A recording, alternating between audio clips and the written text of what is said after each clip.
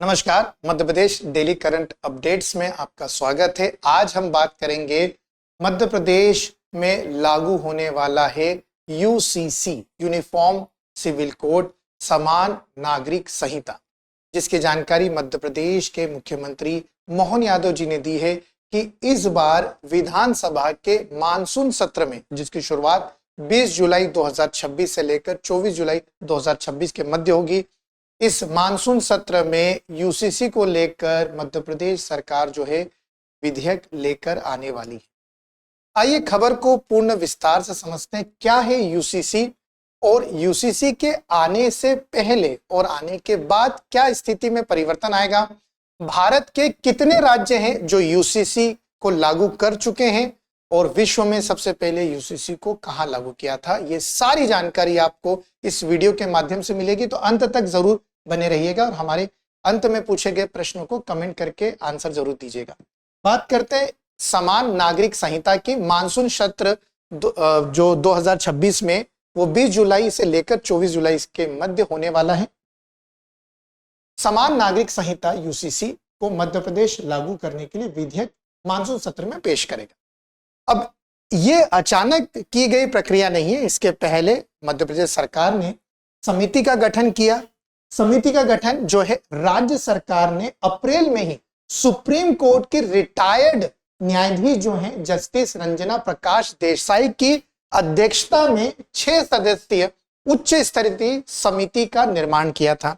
मतलब पहले एक समिति बना ली थी जिसमें सुप्रीम कोर्ट की रिटायर्ड जज जो है जस्टिस रंजना प्रकाश देसाई जी हैं, उनके अध्यक्षता में 6 सदस्यीय एक टीम बनाई गई, समिति का गठन हो गया।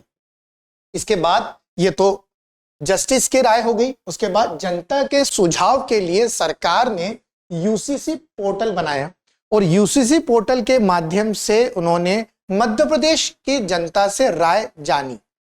इसके बाद उन्होंने यह भी क्लियर करा कि इस विधेयक में जनजाति समुदाय को छूट दी गई है। मतलब हमारे यहाँ पर जो जनजाति समुदाय हैं, आदिवासी वर्ग हैं, उन्हें अलग रखा गया क्योंकि उनकी संस्कृति, उनकी सारी गतिविधियां जो है वो संरक्षित रखी गई है, इसलिए उन्हें यूसीसी में ऐड नहीं किया गया है।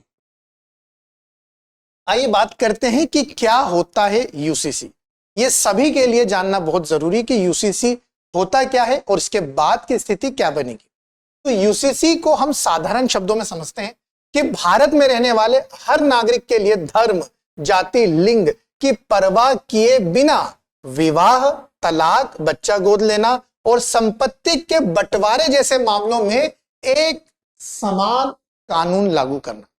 मैं फिर से पढ़ रहा हूं कि यूनिफॉर्म सिविल कोड जो है कि भारत में रहने वाले प्रत्येक नागरिक के लिए धर्म, जाति, लिंग की परवाह किए बगैर, मतलब आपको धर्म के आधार पर अलग अलग नहीं करना है, जाति लिंग के आधार पर अलग अलग नहीं करना है, परवाह किए बगैर तलाक, बच्चा गोद लेना, विवाह, संपत्ति जैसे बंटवारे जैसे जितने मामले आते हैं उन सभी में एक जैसा कानून जो है लागू हो जाएगा। तो पहले और अभी की स्थिति में क्या है मैं आपको बताता हूं कि वर्तमान में स्थिति क्या है। वर्तमान में स्थिति यह है कि जितने भी आपराधिक कानून होते हैं, मतलब जैसे चोरी, हत्या या जो भी आपराधिक कानून है, उसमें सभी पर एक समान कानून लगता है। यहां तक तो बिल्कुल जस्टिस है कि आपराधिक मामलों में चोरी, हत्या जैसे भी आपराधिक मामले हैं सभी पर एक समान कानून लगेगा। मगर जैसे हम पारिवारिक मामलों की बात करते हैं, धर्म के आधार पर अलग अलग नियम हो जाते हैं। हिंदू धर्म के लिए अलग नियम है, मुस्लिम धर्म के लिए अलग नियम है, ईसाई धर्म के लिए अलग नियम है और पारसी धर्म के लिए अलग अलग नियम है। मतलब शादी और संपत्ति के मामलों में, इन पारिवारिक मामलों में अगर शादी और संपत्ति के मामले आते हैं कोर्ट के अंदर, तो सभी को धर्म के हिसाब से अलग अलग नियमों में जो है बांटा जाता है, जिससे जनता को भी कंफ्यूजन होता है और एक समान नागरिकता ना होने के कारण जो है भेदभाव की स्थिति भी होती है।